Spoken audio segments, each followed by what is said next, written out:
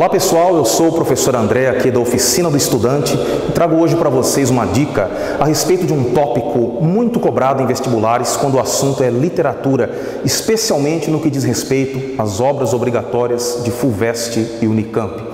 A lista de livros obrigatórios, que contempla, dentre outras obras, as Memórias de um Sargento de Milícias, de Manuel Antônio de Almeida. De maneira bastante breve, as Memórias de um Sargento de Milícias não constituem exatamente aquilo que chamamos de um romance romântico, porque fogem dos pressupostos, quer dizer, das características, tanto conteudísticas como estéticas das obras normais da época, das obras regulares da época, como, por exemplo, a literatura de José de Alencar, que ainda manifesta uma linguagem um tanto acadêmica, formal, considerada pela crítica posterior até um tanto artificial.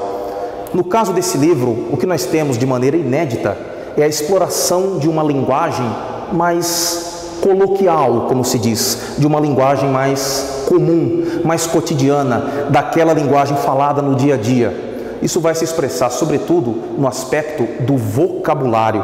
E aí é que está. Quando cair alguma questão, alguma atividade que cobre um conteúdo das Memórias de um Sargento de Milícias, é possível que caia em paralelo com alguma obra, digamos, clássica da época, como um trecho de José de Alencar, por exemplo, que tem o romance Tio na lista obrigatória, mesma lista da qual participam as Memórias de Manuel Antônio de Almeida.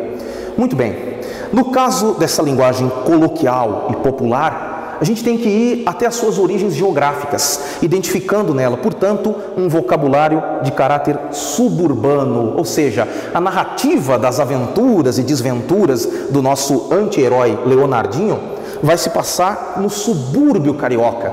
Aí nós temos que enxergar um deslocamento daquela paisagem que era a mais comum dos romances de então, que era a corte, ou que era o campo idealizado, no caso das obras de caráter mais rural, de caráter mais regional.